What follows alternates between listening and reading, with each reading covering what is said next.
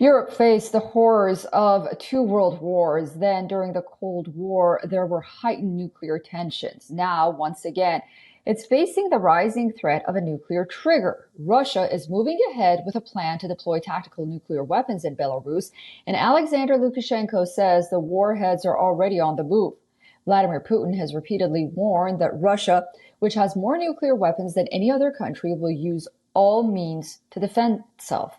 He has cast the Ukrainian conflict as a battle for the survival of Russia against an aggressive West. As per Nuclear Threat Initiative, tactical nuclear weapons typically refer to short-range weapons. Categorizations include land-based missiles with a range of less than 500 kilometers and air and sea-launched weapons with a range of less than 600 kilometers. Tactical nukes are the least regulated category of nuclear weapons covered in arms control agreements.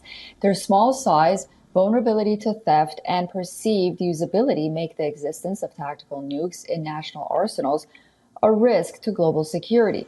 The decision marks Kremlin's first deployment of such tactical nukes outside Russia since the 1991 fall of the Soviet Union.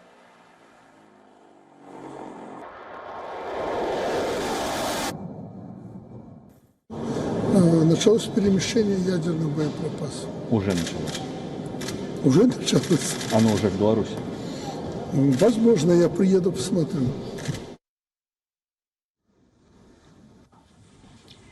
Belarus has borders with three NATO members, Poland, Lithuania, and Latvia. The Treaty on the Non-Proliferation of Nuclear Weapons signed by the Soviet Union says no nuclear power can transfer nuclear weapons or technology to a non-nuclear power. However, it does allow for the weapons to be deployed outside its borders, but under its control. U.S. has denounced the plan, but said that it has no intention to altering its nuclear position.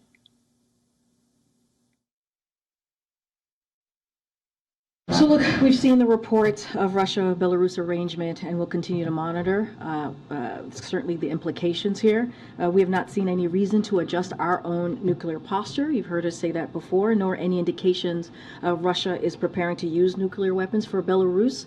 Speaking to that particular issue, this is yet another example of making irresponsible and provocative choices. So we remain committed to collective defense of the NATO alliance, and I'll just leave it there.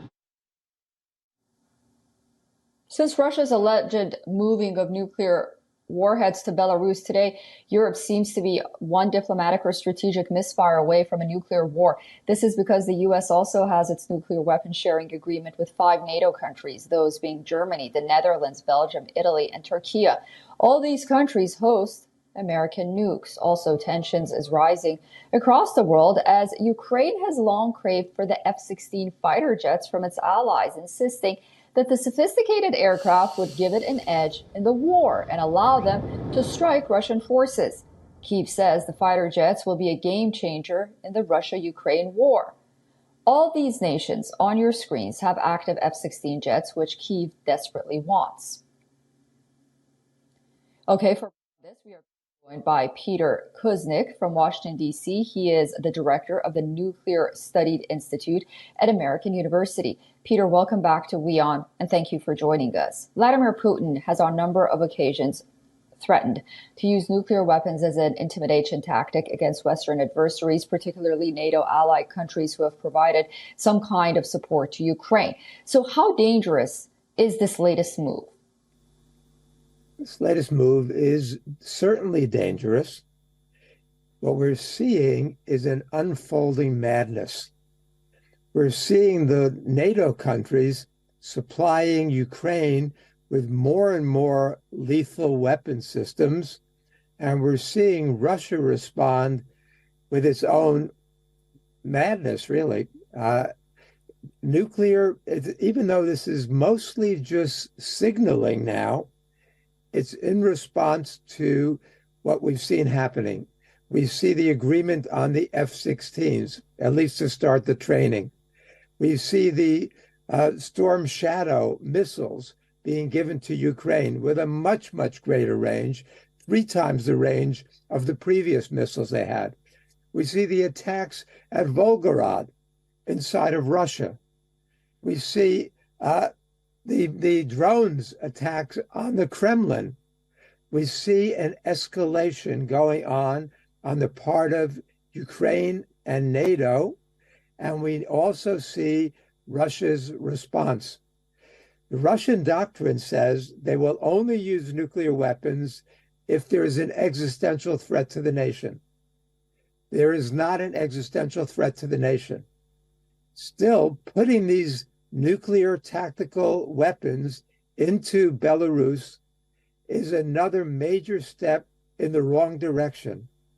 Russia has always condemned the United States for putting its tactical nuclear weapons in 5 European countries. Russia has refused to do so since 1991, but now it is doing so. So we're seeing escalation and counter-escalation.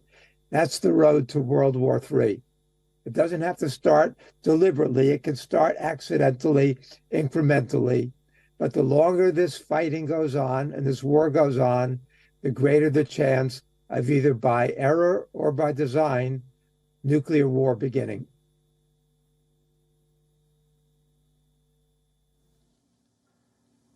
And Peter, the United States says that it's monitoring the situation. It has no plans to change its strategic plans for now in Europe. How should the United States and NATO allies react to this recent developments by Russia?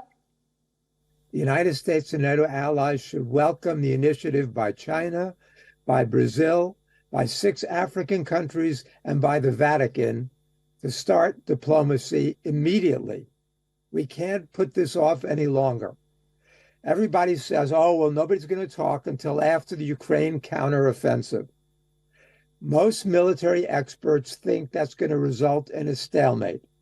We're going to be approximately then, after the counteroffensive, where we are now.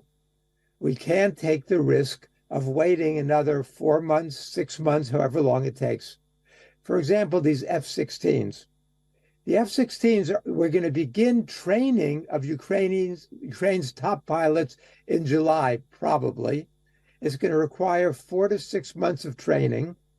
And then they're going to finally be deployed. But right now, nobody is actually committed to giving Ukraine any F-16s. So why the escalation? Why the heightening of tensions? It doesn't make any sense. We need a ceasefire immediately, and we need to sit down and start negotiations. Both sides are going to have to compromise, but right now, neither side wants to do so. And that's the danger.